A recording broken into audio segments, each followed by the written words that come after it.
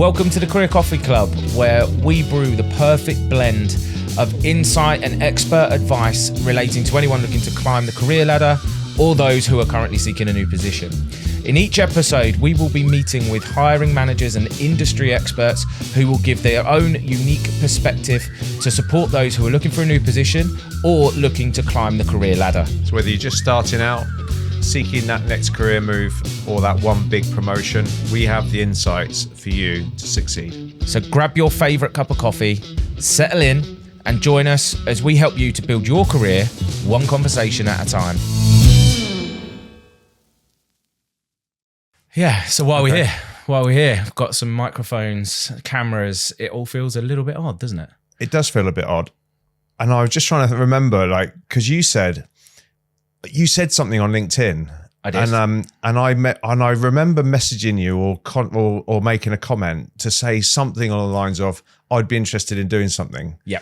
And then I kind of forgot all about it. And then you messaged me and we sort of met up and I felt like I'd missed part of it. Yeah, for sure. I'd missed the conversation, but I'm learning that's a little bit like what you're like. For sure. Oh yeah. I'll jump in and I'll jump out for sure. I'll put something down. I'll pick it back up. And we did our walk around the lake. I think it was only going around once. Went around 4 times in the end, didn't we? 4 times. And there was just a bunch of ideas.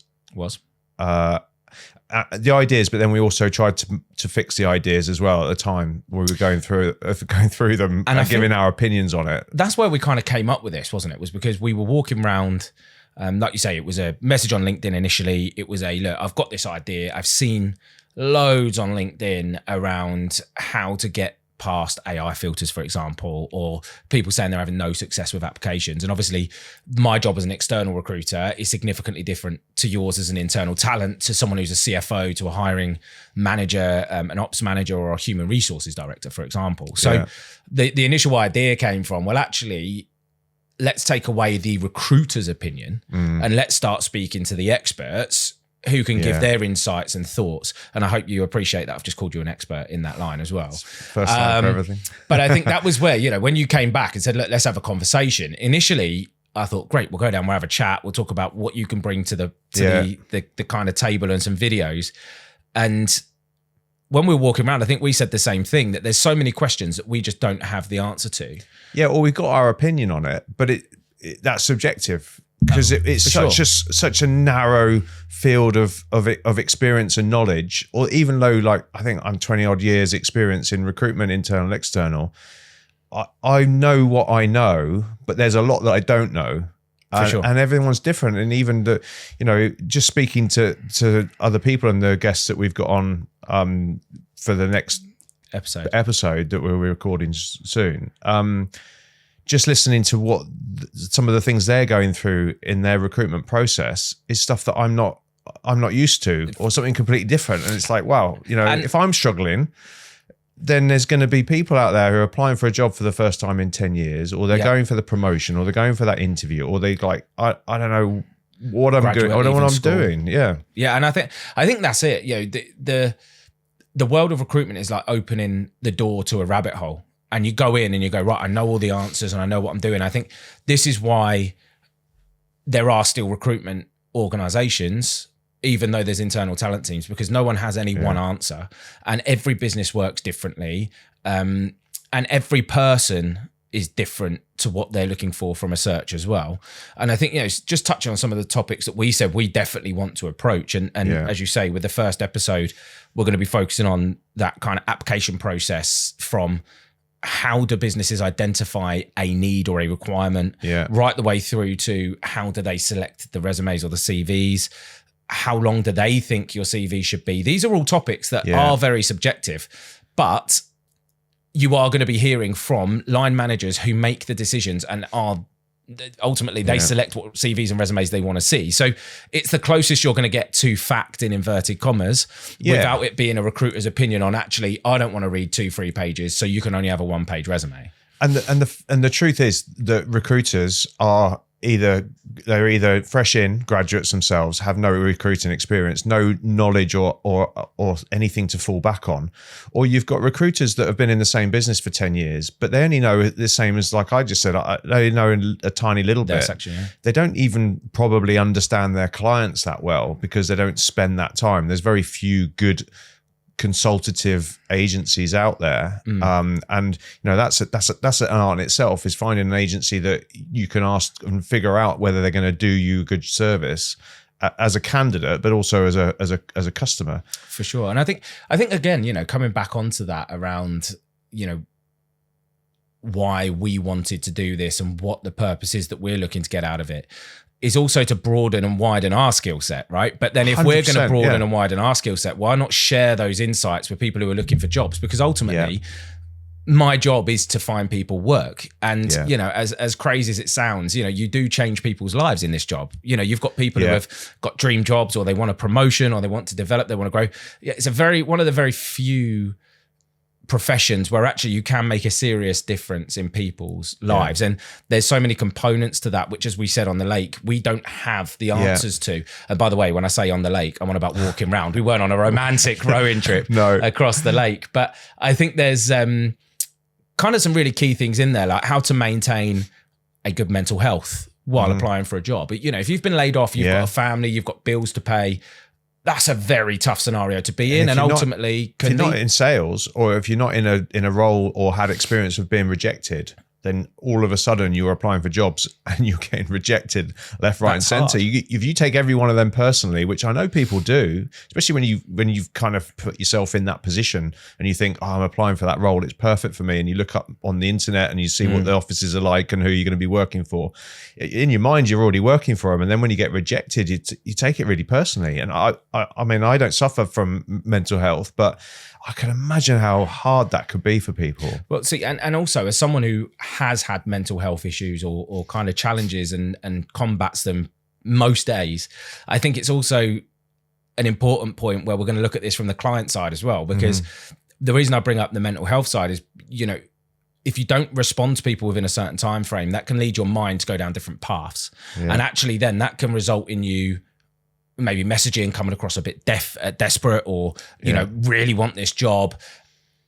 And how can that actually damage your chances of getting a role when actually it's maintaining and controlling that thought process and emotion to maintain a positive job application? But also, what can businesses do to make sure that their application process is neurodivergent, friendly, and actually appeals to all markets? Because again, neurodiversity brings a different way of thinking. It brings a different way of new ideas, a whole new scope. Some of the best and most successful people in the world are seen as being neurodivergent. Elon Musk at Tesla, the guys that come up with these really diverse ways of thinking, it's incredible.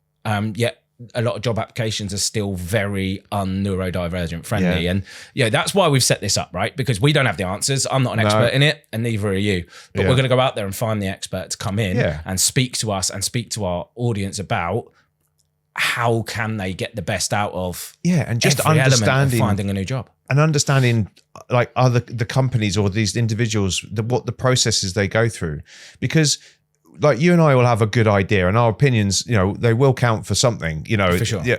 What we give when we give our opinions, it will be good information, and it will work some of the time, most of the time, but not every time. Because if I say keep your CV to 2 pages because no one's going to read past 3, there will be hiring managers that want to know everything about you, and they think 2 pages isn't enough if you're an experienced person. So it could be detrimental, but that's probably a smaller percentage. So you might be better off if you're hedging your bets to go generic, with the 2 pages, but it's not always the way. And that's where I think making sure, I saw a post that you did today on LinkedIn where it was about making less applications, but making them much better quality and more relevant. Because if you're applying for a job that you say, I could do it, I haven't got all the experience, and it says desirable, it doesn't say essential, so I'm going to apply for it. Well, the chances are if you haven't got any of the desirables and none of the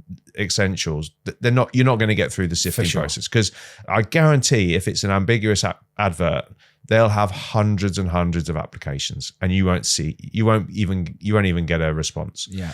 But if you put your time and energy into applying for the 10 that are, within your capability by 60, 70% or whatever, and you have some of the qualifications and skills required or experience, then put your efforts into that and research them. Get referrals, look on LinkedIn. There's so much stuff you can do. And on Glassdoor, you can even find out now like how they interview a lot of the time. Absolutely. So you know what the stage of interviews are. What tests, and there's just so much information. But it's important to note that even those things that to you and I come simple and are obvious, like how to research a business or where to look on Glassdoor, a lot of people out there don't. And I think that's that again, without kind of coming back to why we're doing this every time, but that is why we're doing this. It's, and that this is the podcast that we're running, but we've also got the Career Coffee Club. And obviously through myself, we've got Arrow Search, where all of that, we have multiple different tips, tricks, different content around, questions at interview and how to answer those really tricky questions. Because what comes really easy to some people is actually very, very difficult to others. And you alluded to it earlier. If you're someone who hasn't looked for a job for 10 years, then actually this market is very, very difficult. It's multi-platform, it's omni-channel. It's not just straightforward as sending a resume through a door anymore. No. You have to have so many boxes ticked. And I think I spoke about this when we went around the lake. We'll probably mention quite a few times. Going around the lake. It's going to be our origin story, isn't it? Absolutely. Was when I was talking about my wife, and she went around the recruitment cycle, and eventually after I think it must have been 6 or 7 months of applying for roles, and this is with her having my help, to CV, prepare for interviews and stuff, but she just hadn't had that experience of preparing for interviews, and that's kind of my role. So I'm fairly good and experienced, and have had the prep to be able to think on my feet and think things through, and even now, sometimes you stumble your words and you mess up. But she really struggled with that, and she had, I think, about 5 or 6 interviews over a period of time, and we were being pretty focused on roles that she could definitely do, and some she was maybe classed as overqualified for, but she was just falling down on the interviews, and she got a job offer, and it was the best out of all the jobs that she'd gone for. It was probably the hardest role to get. The interview process was a much more intense. And I think that if she'd have interviewed for the other roles after she'd done that I think she most likely would have got the other ones. But actually, she was much more relaxed in that final one because she'd prepped like for 24 hours before. She had every question in her mind, little links to the competency-based questions and stuff like that. And she nailed it. But she was also quite personable, and some of what herself came through. But the energy comes back, right? It's the same as when you see anyone who's demoralized in anything. Your approach changes, your view changes, there is I can't remember the theory, but there is a theory out there that states that if you kind of, when you get into that desperation, it's clear, it's evident, and it becomes obvious. You just become a bit robotic, I think. And then that is where you then lose who you are. And obviously now a lot of businesses, culture is so important, team fit is so important, personality is so important. And if you've lost that, it's so key that you find a way to get it back. And hopefully that's what we aim to do. We're not by any means saying that we can turn around and I'm an external recruiter, right? And I'm not naive enough to say that I can help everybody find another job.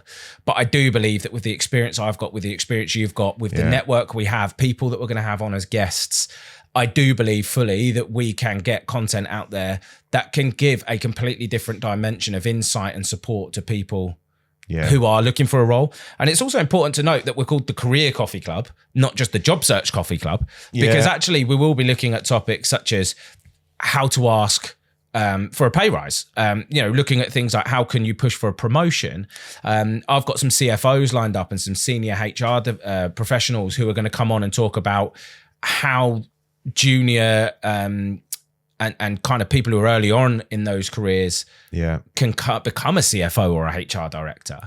Because again, there's not the careers advice there used to be when I was at school. And I mean, when I was at school, our careers was done on that really cool overhead projector where if you got to change the plastic slips, you were really excited because the teacher wheeled it out on the trolley and it was one of the best days of school year. And I think back then you spoke about, if you just want lost to have the whole demographic now, you know that, don't you? I've lost everybody. Yeah, absolutely. But I think it is important to note that, that's another thing that's important is things have changed. Technology has changed. How you go about not just applying for a job, but how you promote yourself now to different jobs, to different businesses. If they're tech focused, they're going to want to see tech. It's important for people who are grads because there's also loads of grad schemes out there, but no one tells you how to apply for a grad scheme. No one tells you how to sell yourself. And also on the flip side, there's a lot of people that I work with at the moment who have maybe been laid off later in their careers. Yeah. And they're, already in their head, there's this psychology of, I'm too old, I'm not employable, no one wants to hire people of my age or demographic. And that's another, diversity, equality, and inclusion. It's really, really key that we get people on this podcast who can help with that. Because in New York, the market that I operate, the average tenure is actually only 3.4 years. Yet someone who retires, the average age is 65. So if someone's coming and knocking on the door at the age of 59, actually that's 6 years. You're going to get more and more experience out of someone than you would potentially the other end. So there's so many different things that businesses miss out on, tricks and markets, all because of what we read on a resume. I think just coming back to the career development side, I think that's something that I have some experience with because I did some on the talent management side at my last company from into my internal role.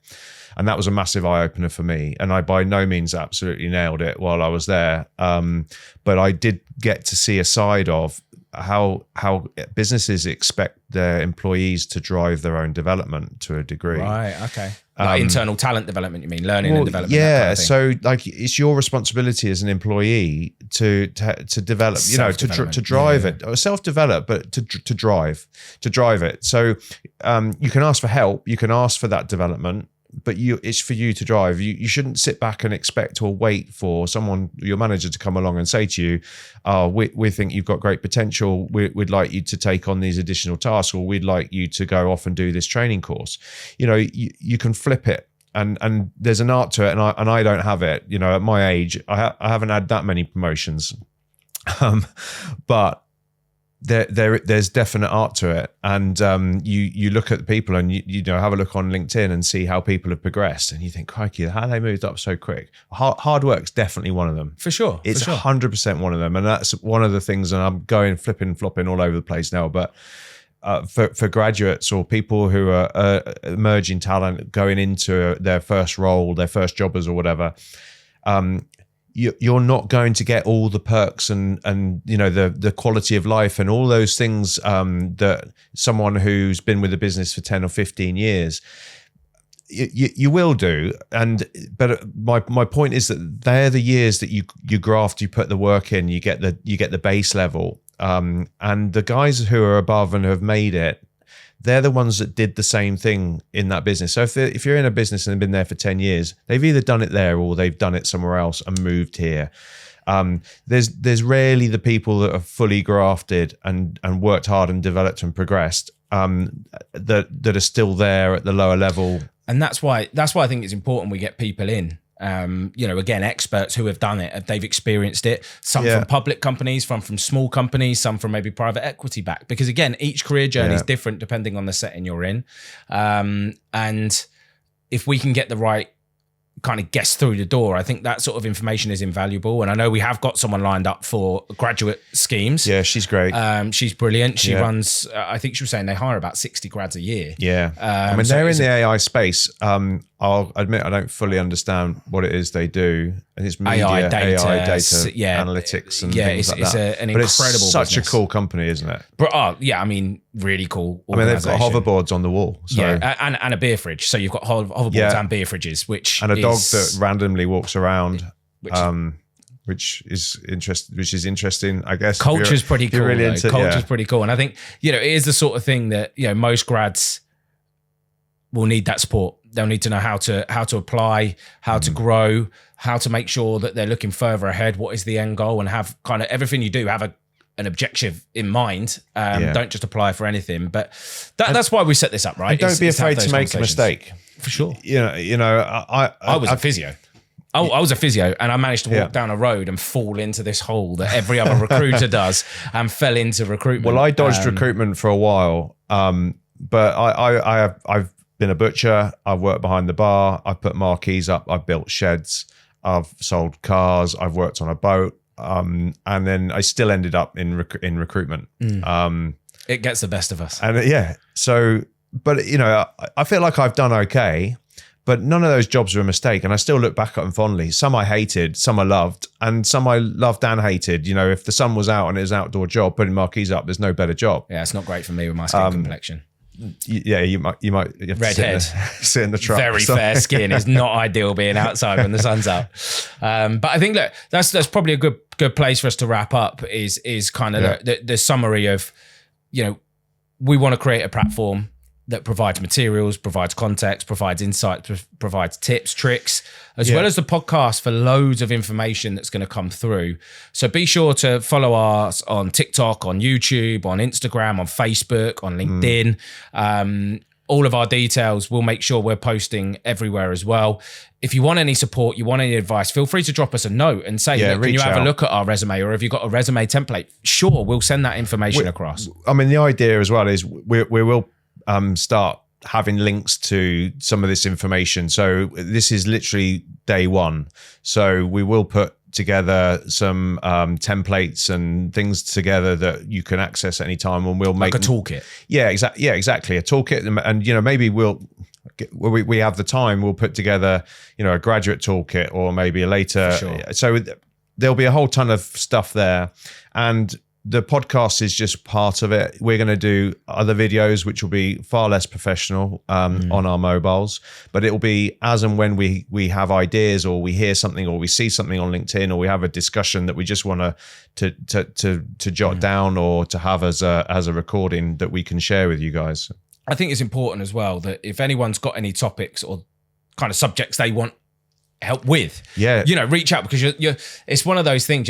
You're not alone, I think, is a big statement that everyone uses in the world now, and you're certainly not alone in your job search, but it can feel very lonely. And if there are any topics that you wanted help with, or you're not getting success, or you are struggling with certain interviews, or just some reassurance that you're doing the right thing, it might be like, this is what I'm doing, like, help. Maybe you're going to actually you're doing the right thing, just keep doing it. You're going to, something's going to happen. Maybe you're going to hand in your notice next week, and you just want some advice on kind of, you haven't done it before, you've been at the same place for a long time, how do I do it? We can give you support on that, and any answers we don't have, our network does, and we're happy to connect people. And do you know what? Actually, I might regret saying this, but let's face it, we haven't got tons of followers right now.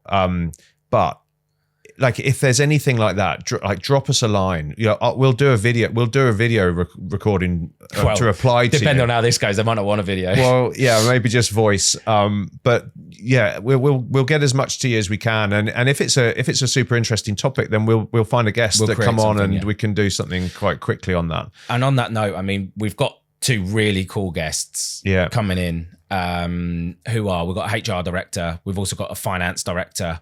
Both of them have worked in kind of larger and smaller organizations.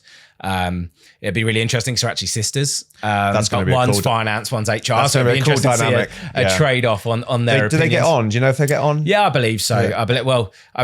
They didn't. Quite a funny story, and I'll say it on the episode, but they didn't actually know that I worked with each other. So I worked with one of them, and then I worked with the other, and then they were down, sat at a table, and were like, "Oh, do you know any recruiters?" And they recommended me to each other, which was quite funny. So yeah, I was quite happy with that. But that'll be a really cool episode. Both of these will air pretty quick. We want to get content out there for people and to help. So drop us a follow.